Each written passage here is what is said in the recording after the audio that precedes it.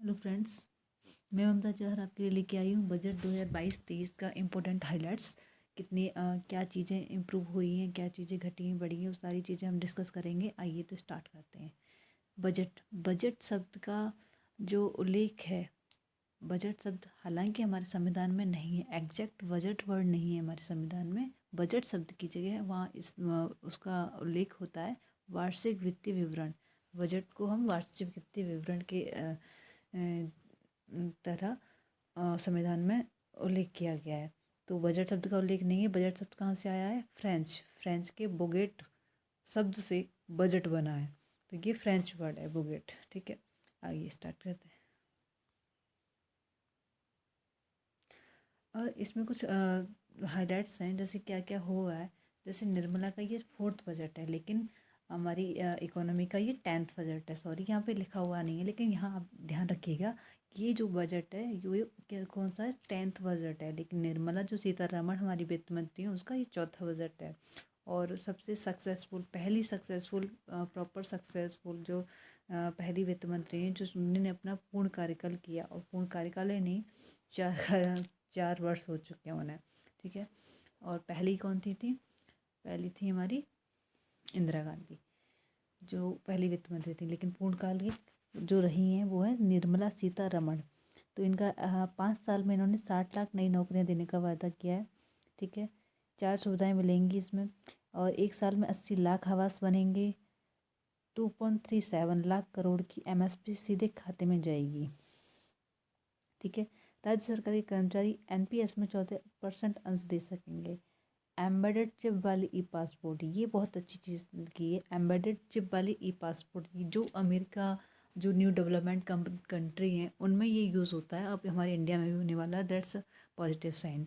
5G mobile सेवाएं शुरू होंगी 5G में मोबाइल सेवाएँ ये गाँव तक पहुँचने का वादा किया गया है कि हम विलेज तक इस चीज़ को ले जाएंगे। ठीक है, RBI डिजिटल रुपया जारी करेगा। ये बहुत न्यू टर्म है कि इन्होंने डिजिटल करेंसी जैसे क्रिप्टो हो गई, तो उसको अब उस पर टैक्स लगाना स्टार्ट कर दिया। हालांकि उसको भी सरकार ने लीगल नहीं माना है, लेकिन फिर भी टैक्स लगाना स्टार्ट कर दिया है। तो ये एक वसूली का एक नया जरिया इन्होंने तैयार कर दिया है कि चाहे इलीगल हो या ना हो, लेकिन टैक्स ज़रूर लगाएंगे हम 1.5 लाख घर कोर बैंकिंग से जुड़ेंगे, तो उसमें और आवास सुविधा के लिए बढ़ा दिया गया है। उन्होंने कुछ अपनी प्रायोरिटी डिसाइड किए हैं, जो उसमें 4 मेन हैं। जैसे PM गति शक्ति, समावेशी विकास जिसे इंक्लूसिव डेवलपमेंट बोलते हैं, financing investment, energy transition and climate action. तो PM गति शक्ति क्या होती है? ठीक है, ये तो समावेशी विकास तो है, इंफ्रास्ट्रक्चर मतलब हमारा जो सोशल डेवलपमेंट है। फाइनेंसिंग इन्वेस्टमेंट हमारा इकोनॉमिकल डेवलपमेंट करेंगे। और energy transition and climate action जो चीज़ है वो हमारे सस्टेनेबल डेवलपमेंट करेगी। PM गति शक्ति जो है हमारा social, economical and overall development करेंगे। तो इसलिए 4 प्रायोरिटी डिसाइड की गई हैं। PM गति शक्ति क्या है? ये 7 इंजन बताएं PM गति शक्ति की, जिसमें जल परिवहन है, सार्वजनिक परिवहन है, एयरपोर्ट है, सड़क है, रेलवे है, लॉजिस्टिक है। तो ये तो 6 ही हो गई। हाँ, एक और ऐड कर लीजिए इसमें पोर्ट, वो सॉरी उसमें मिस हो गया है वो, तो उसको ऐड कर लीजिएगा, पोर्ट है।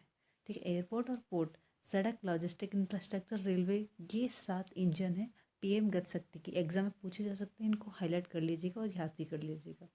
अब देखिए, अब बजट में रुपया आएगा जाएगा तभी तो हमारा बजट तैयार होगा।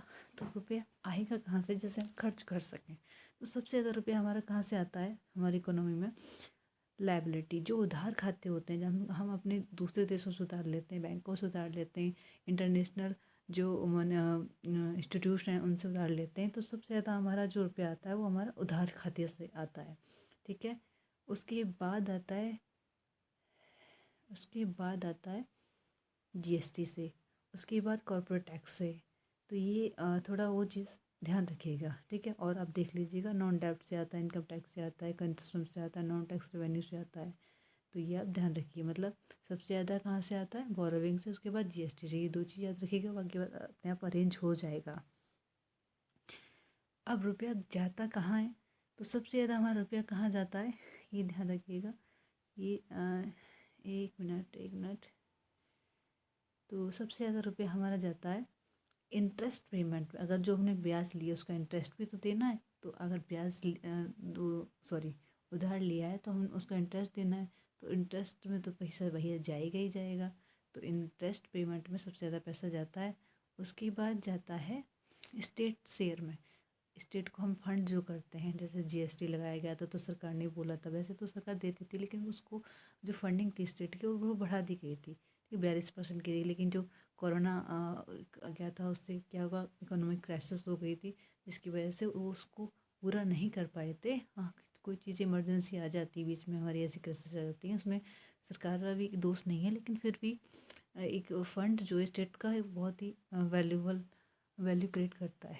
ठीक है, तो फिर हो गया सबसे ज़्यादा का इंटरेस्ट है, उसके बाद स्टेट को दिया फंड जो होता है उसमें हमारा पैसा जाता है। उसके बाद फाइनेंशियल कमीशन अदर ट्रांसफ़र में, और सेंट्रल सेक्टर स्कीम है। सेंट्रल सेक्टर स्कीम जैसे पीएम आवास योजना चलाई थी इन्होंने, बहुत सारी योजना चलाते रहते हैं उसके लिए कि अपने अलग से फंड देते हैं जिससे हमारे स्टेट में जाके ये इम्प्लीमेंट हो सके। अदर एक्सपेंडिचर पेंशन में 5% खर्च होता है, सेंट्रल स्पॉन्स स्कीम में होता है। ठीक है, चलिए आगे चलते